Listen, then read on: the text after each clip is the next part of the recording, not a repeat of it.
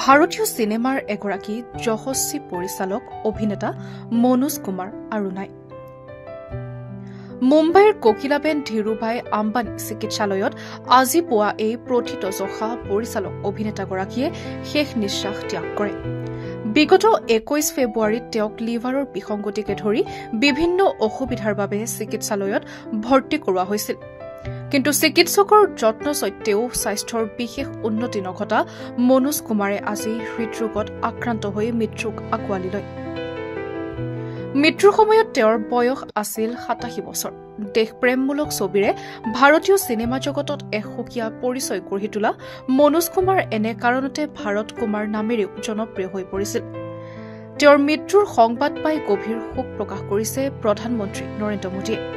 প্ৰধানমন্ত্ৰীয়ে কয় যে মনোজ কুমাৰ আছিল হাড়ে হিমজুৱে এগৰাকী সঁচা ভাৰতীয়।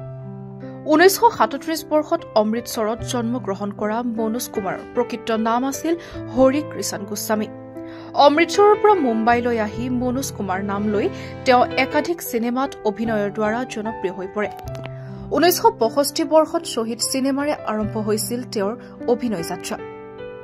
ইয়াৰ পিছত তেওঁ ক্ৰমে উপকাৰ পূৰব আৰু পশ্চিম, ৰোটি কপৰা আৰু মকান, 10 নম্বৰী, ক্ৰান্তি আদি ছবিৰে দৰ্শকৰ হৃদয়ত সুকীয়া স্থান অধিকাৰ কৰে।